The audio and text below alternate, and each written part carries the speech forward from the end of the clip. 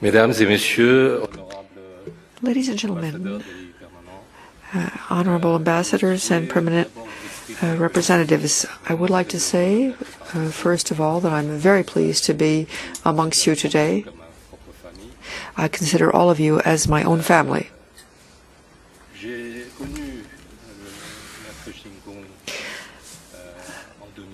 I met Master Ching Kung in 2006, and his remarkable assistance reminded me with a picture that I was present in 2006. So it's a double privilege to be with you today.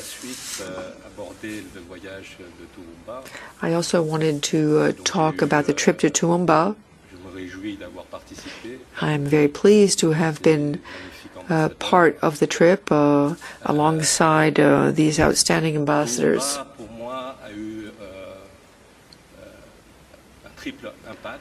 Toowoomba, as far as I'm concerned, had a treble impact. There was first a sociological, then a philosophical, and a contemplative dimension, and the latter being personal.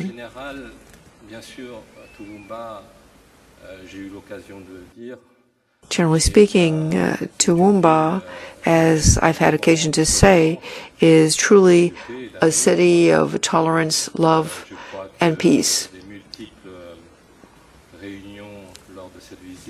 And I think our meetings during the trip and visits, in particular in the primary school, as was recounted by the ambassador of Angola, was a joy but also a shock, because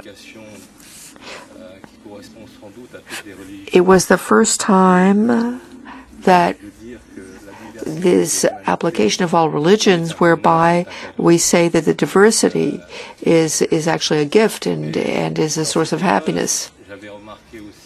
And I had also observed while we visited the school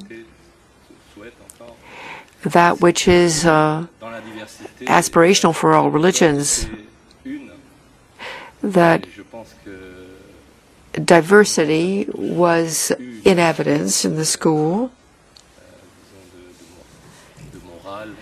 and in a way it was a lesson in morals and humility for all of us. I could also share with you my impressions about Toowoomba as a city of tolerance. There really is a dialogue between the different communities, and I saw this firsthand. There's a spirit of peace, and this is something that I shall remember.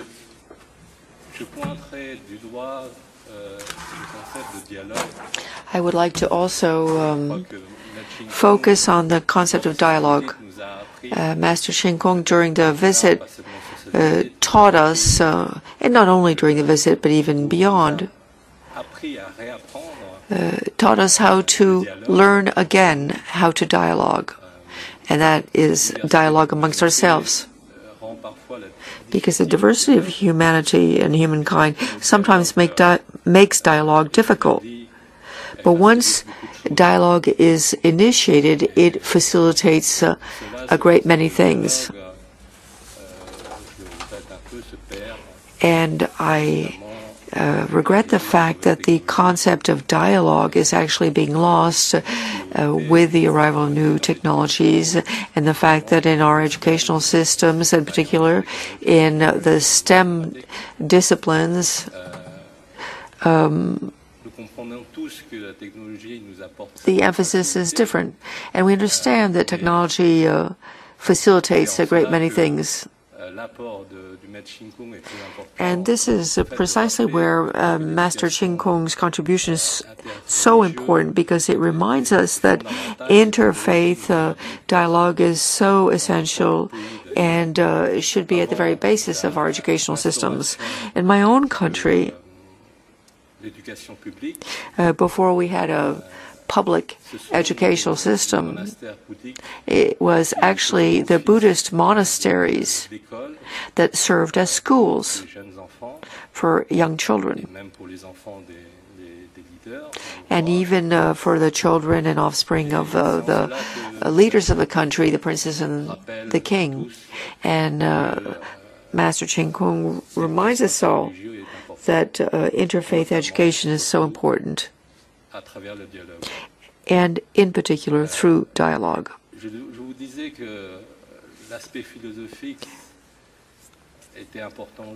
I said that the philosophical dimension was important.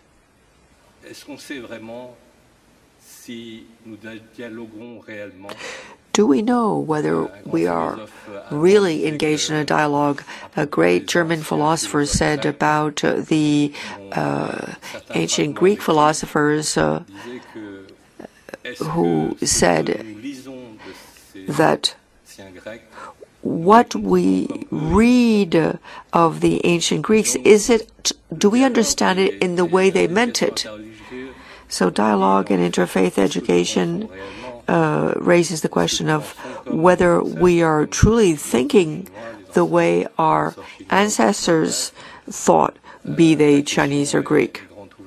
And I think that's a wide open question. And in this regard, I fully support Master Chen Kung. During this first visit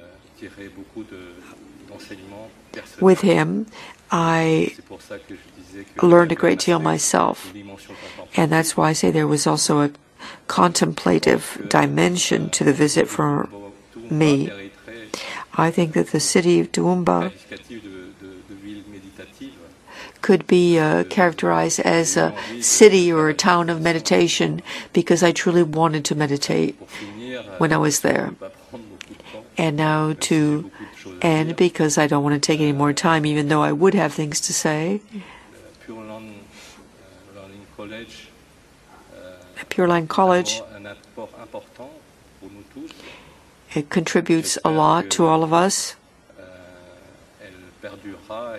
I hope that it will be sustainable, and for this I have full confidence in Master Chen Kung. Thank you.